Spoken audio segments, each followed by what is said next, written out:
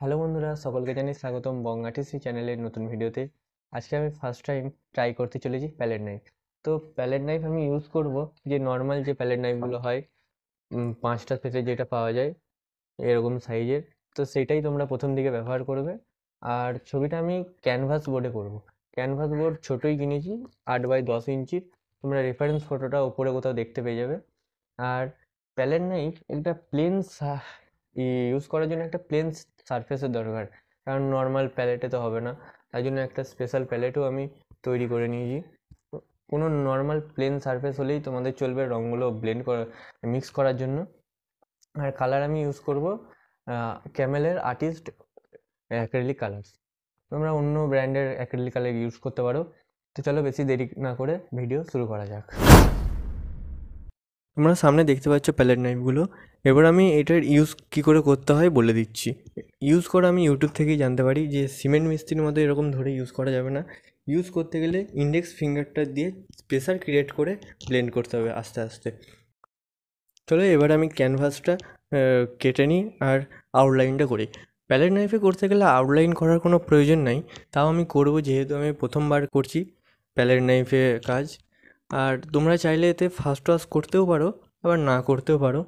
আমি এরকম একটু সহজ ল্যান্ডস্কেপ ছবি নিয়েছি প্রথম দিকে, তোমরাও এরকমই ল্যান্ডস্কেপ ছবি নেবে যাতে প্রতিটা কালারই থাকে। তার জন্য এতে ব্লেন্ড করা বা মিক্সিং কী করে করতে হয় সব তোমরা শিখে যেতে পারবে। এরপর ভিডিওটা টাইম ল্যাপসেই হবে, তোমরা টাইম ল্যাপস এবারে এনজয় করো।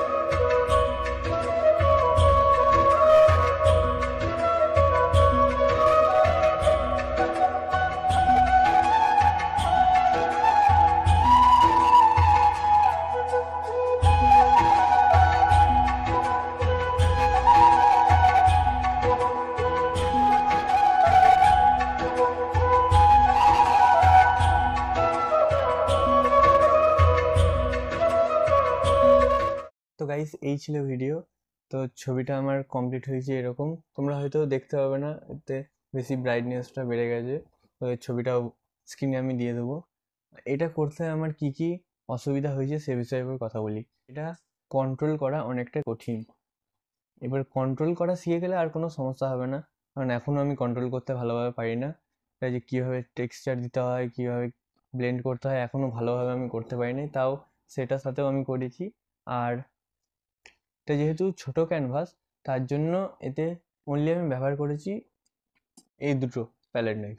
আর এইটা ইউজ হয়েছে শুধু গাছটা করার জন্য। তো ছোট ক্যানভাস হলেই ছোটোগুলো ব্যবহার করবে, বড়গুলো ব্যবহার করবে না। আর এতে প্রচুর পরিমাণে রং লাগে, রঙের প্রচুর দরকার, কারণ লেয়ারটাই অনেক মোটা করে হবে।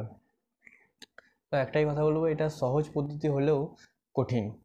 কালার করা হয়ে গেলে অবশ্যই তোমরা এতে ভার্নিশ ইউজ করে নেবে। তোমরা চাইলে গ্লস ভার্নিশও ইউজ করতে পারো বা ম্যাট ভার্নিশও ইউজ করতে পারো। আমি বলবো তোমরা ম্যাট ভার্নিশ ইউজ করবে, কারণ এটা অনেকটাই বেশি শাইন করছে অ্যাক্রিলিকে করা হয়েছে বলে। কিন্তু আমার কাছে ম্যাট ভার্নিশ নাই, তাই আমি এতে গ্লসই করবো। আশা করি তোমাদের এই ভিডিওটা ভালো লেগেছে, অনেক কিছু জানতে পেরেছো। দেখা হচ্ছে পরের ভিডিওতে, এখনের জন্য বাই।